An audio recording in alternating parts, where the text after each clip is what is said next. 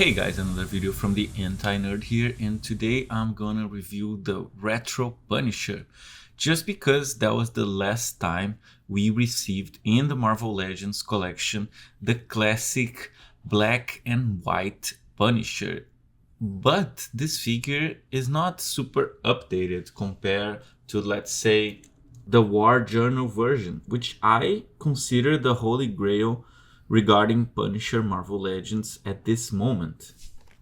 If you're not subscribed to the channel, please do, and let me present myself. This is the Anti-Nerd. I mostly review new Marvel Legends releases, but now I'm a little bit to older Marvel Legends, just because I think there's more to discuss, and at the end of the day, it gives me more pleasure to review the figures that I want to review instead of just the ones that are coming out.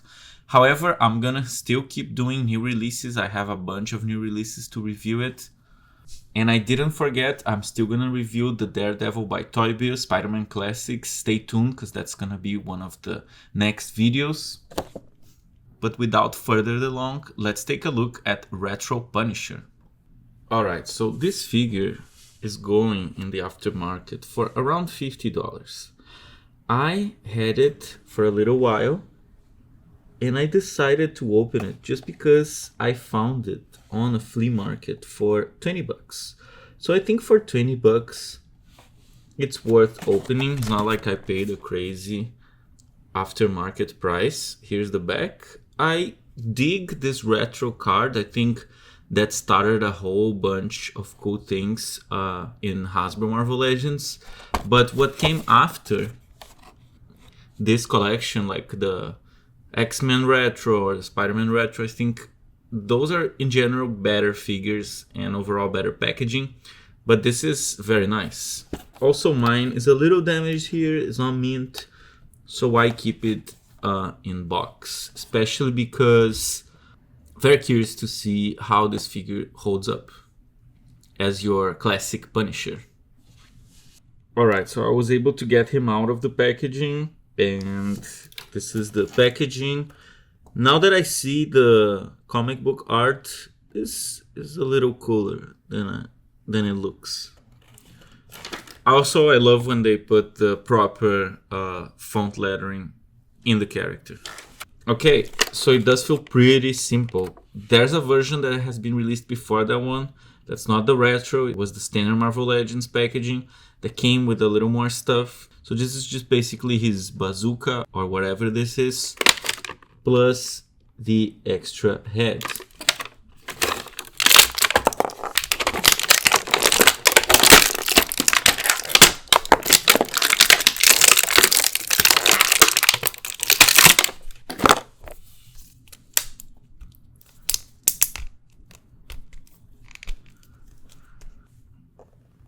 Okay, so there it is. This is the figure. It is not pinless, does not have butterfly joints, has a hole in the back,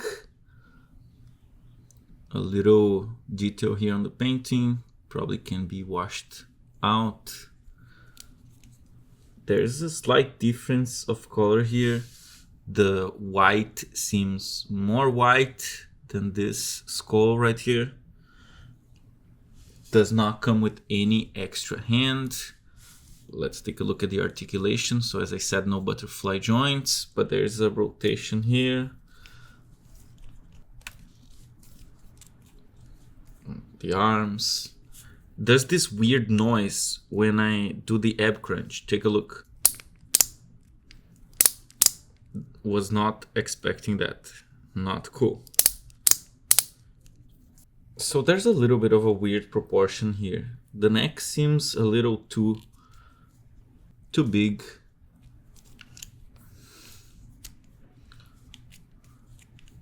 But it depends on how you attach the head. But yeah, something's a little off. Look, when he looks up, you have to adjust it kind of. Here's the head sculpt. The head sculpt's good for its time, I would say. This is the extra head. Not bad also. Okay, so double joint here. The elbows. double joint in the knees. There's thigh rotation.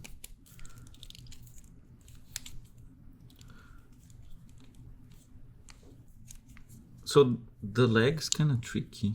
It allows to do this, but you cannot bend this way. There's a boot swivel. The feet's pretty good proportions with the size of the feet. There's a good range here, but other than that, it is in the more simple articulation. So we have the old one and the new one. Which one do you guys prefer? And what is your favorite Punisher media? Film, comic? What is your favorite portrait of the Punisher?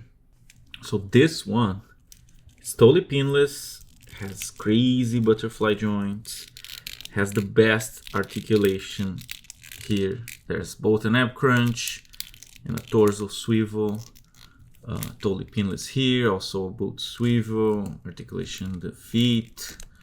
But just this part here knocks it out. This is one of the best Marvel Legends in my opinion, and he's so strong. He's so strong. Like the sculpt is just better overall. Head sculpt has crazy detail. Like the other one's not bad, but this one just feels so much more detailed. This is the other head sculpt that came with the Punisher Bushwack 2-pack. So we can compare both here. The beard effect's way more realistic on the new one. Here's the retro Punisher with the extra head. It's cool, but the red band, I quite don't get it. If it totally matches. Here's the gun he comes with. It is nice. I was kind of needing a crazier gun to my Marvel Legends. But the way he holds it is just not the best. I'm not sure if there's another way, but given the size of his hand, I'm not sure if it can fit in a different way. Because this is too thick. This is a gun that came with the Maximum Deadpool. Cool static, but the hands are just... It's not easy to attach guns on this one. So another failure here. This is the new Punisher from the Netflix show. I want to take the trench coat off and put it on the retro one to see how it looks. Okay, so now I like this figure a whole bunch more, and I did a little tweaks, but no customization. I just swapped the head to the more modern one and put also one of the guns that he comes with in the Bushwack 2-pack, and it looks so much nicer. Another head swap. It does look super cool. I think I'm happy I opened this one. Even with the old head, because the old head has a retro charm. But the trench coat just gives a cooler vibe to him, in my opinion. I'm not sure if I did the head swap in the previous video, but there it is, not perfect. There's something off about the proportions, and the color scheme similar but not quite the same. Okay, this looks less strange than I thought it would. You can totally do it. The aesthetic, it's too different because this is super comic book, this is more MCU, but still less strange than I thought.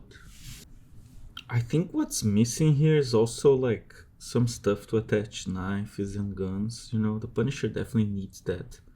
But with a few tweaks, this figure is good if you get it for a good price. But if not, just wait until you get the new 2-pack with Nick Fury from the Gamerverse line.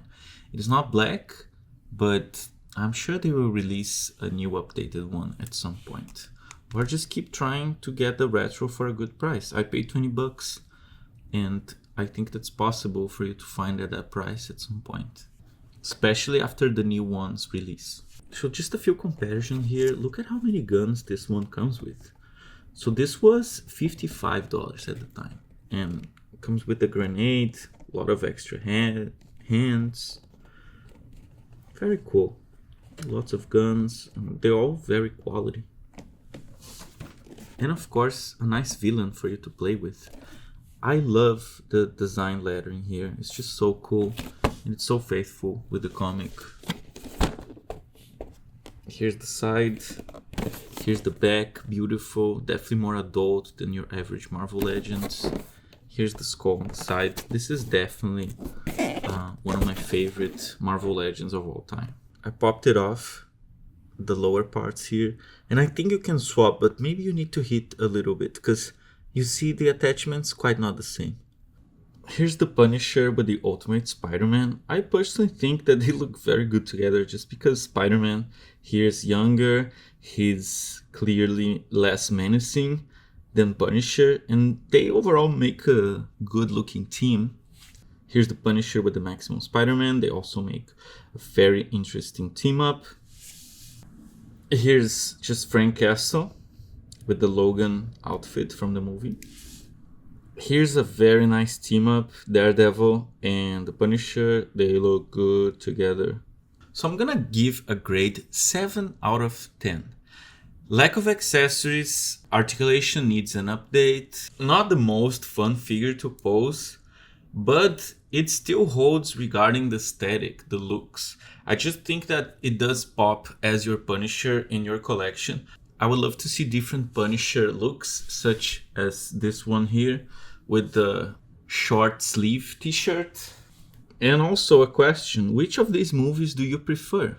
I would pick this any day. I appreciate the goreness of this one, but this one has a good solid soundtrack, has a good casting. It is very epic. I appreciate a lot of the details, like the shirt that his son bought for him. His overall aesthetic of the Punisher moving to that shitty building. It's just, there's a lot of cool things to like about this movie, but I do love the theme song. I hope you enjoyed this review, and I'll see you next time. Bye bye.